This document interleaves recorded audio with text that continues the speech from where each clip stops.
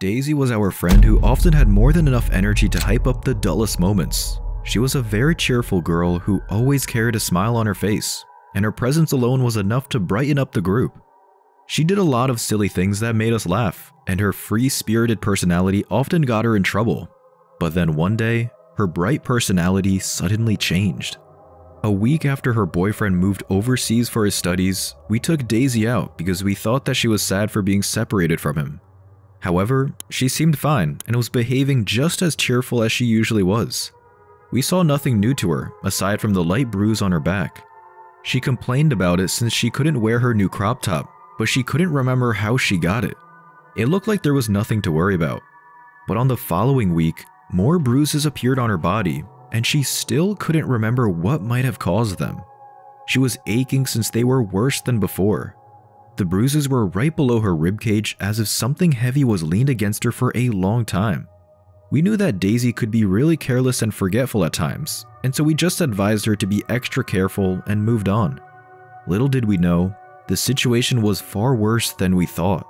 Few days later, Daisy's bruises got worse. The pain was starting to get in the way of her daily activities. She couldn't attend our gym class nor exert too much physical effort in anything. Her back was swelling, and the bruises below her ribs were turning black and blue. We got her checked by a doctor, and he found nothing strange about it. The location of the bruises and swelling suggested that her body was under a substantial weight while she was lying down. The only problem was, Daisy couldn't confirm the diagnosis because she still couldn't tell how she got them. Since she seemed completely unaware of the cause, we thought that something must be happening to her when she was asleep. She paid more attention to her sleeping habit, and so did we. Daisy brought a softer cushion for her back, and she brought more pillows to limit her movements. However, these simple solutions didn't provide any help at all. Instead, she started experiencing some chest pains as well. Days went on, but we still couldn't figure out what was happening to her exactly. We got her checked a few more times, but they did not find anything wrong with her body aside from what we already knew. She then mentioned something else to us about her sleeping activities, and it was not what we expected to hear from someone like Daisy, who often made fun of these things. She said that she was dreaming about a man for days, and she found him very attractive. They were always together in her subconscious world, and it sounded like they were having a relationship. Daisy said that her dreams would sometimes get quite sensual, but she was conflicted because it still felt like she was cheating on her boyfriend even though it wasn't real. We were only laughing about the matter when she told us about it, but I could sense that she had a strong connection to this fictional guy by the way she passionately talked about him. Even though it sounded like she was having a great time in her dreams, we were still concerned about the bruises that she was getting while she was asleep. We were asking her about it on a daily basis to check if they were getting any better, but for some reason, Daisy stopped mentioning it and would just ignore our questions about the matter. Even though our concerns were genuine, it sounded like she was getting annoyed, and so we decided to stop talking about it. After a few days, we noticed some changes in Daisy's behavior. Little by little, her cheerful personality began to wane. Daisy was often stressed aside from being in pain, and she was skipping class without telling anyone why. We then discovered that she broke up with her boyfriend. One of us made a joke and said that she chose the guy in her dreams instead of her former lover. They were in a relationship for 4 years, and it was ridiculous to think that Daisy would leave him because of an imaginary person. However, it seemed that the joke was spot on. Instead of retorting with another joke like how she used to, she reacted aggressively and walked out on us. We apologized to her on the following day and chose not to mention it again. A couple of weeks had passed, and her personality got even worse. From being a very energetic person who always had a smile on her face, she became gloomy, often aloof, and very irritable. After a while, she stopped hanging out with us completely. At that point, we rarely saw her at school. During the few times that she was around, we would see her sitting on her own with her eyes cast down. Contrary to how she used to dress, she began to wear long-sleeve jackets with her hood up. We were graduating students at the time. Even though it seemed that she didn't want to be friends with us anymore, we still cared for her. Due to her absences, we were worried that she might not graduate. Aside from failing, we grew more concerned about her well-being. She often looked quite depressed and absent-minded. The least we could do for her was to listen to her worries, whatever they may be. I decided to approach her on my own one day to ask her if she was doing okay. As I was attempting to start a small talk, there was something I noticed that got me very concerned.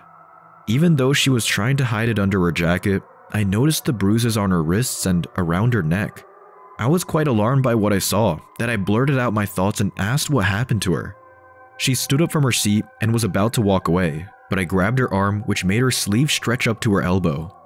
I was utterly shocked when I realized that the bruise on her wrist was in a shape of a hand. She forcefully removed my hand and said that I should mind my own business, and then she left.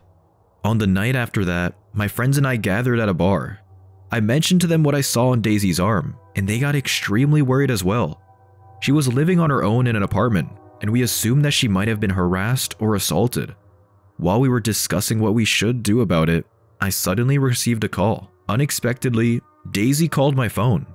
I sincerely apologized to her since she was clearly upset the last time we talked, but I immediately stopped talking when I heard her sobbing.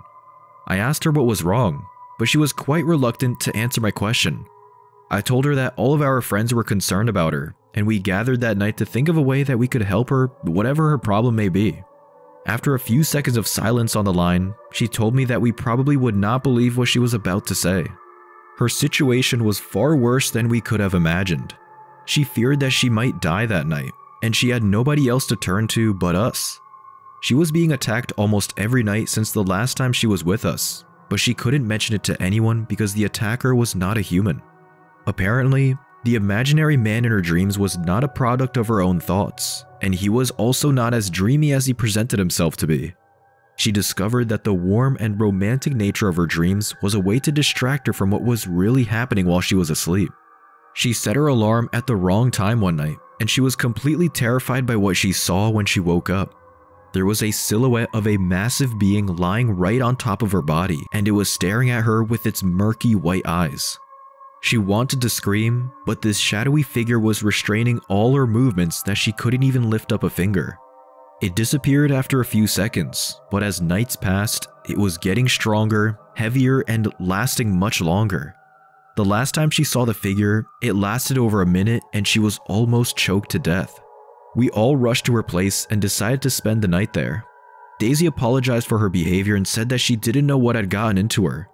It seemed that this thing had also influenced the way she behaved. Pressured, perplexed, and troubled, she didn't know how to approach her strange situation. Some of us were still in doubt, but we promised to keep an eye on her regardless of whether we believed in it or not. We made sure that at least one of us remained awake.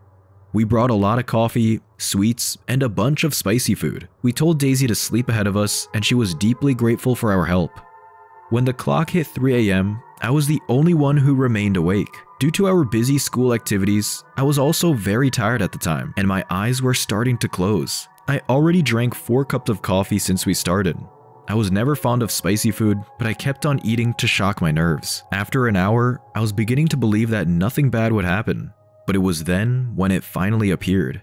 Chills crawled down my spine as a faint black figure suddenly showed up right on top of Daisy. It looked like a shadow of a massive man, but I couldn't tell how many arms he had because of his hazy form. He held down her legs and arms as he started choking her. I was beyond terrified that I screamed at the top of my lungs. Everybody jolted awake and they couldn't believe what they were seeing. There were 5 of us in Daisy's apartment at the time, and all of us were completely astounded. I mustered all the courage I had left and lunged towards Daisy when I saw her getting choked. There were only 2 of us who approached this petrifying shadow while the others were frozen in fear. However, our arms were only passing through the entity's body. We tried to lift Daisy up from her bed instead, but it felt like she suddenly weighed tons and we couldn't even budge her. One of our friends who was shaking in fear on the floor started to recite a prayer, and we followed his lead until we were praying in unison. Daisy also tried her best to spit out the words, and it was then when the figure of the shadow gradually grew thinner and thinner. The volume of Daisy's voice was increasing, and we were able to slide our hands on her back. Few seconds later, we sat her up on her bed as the shadow finally vanished into thin air.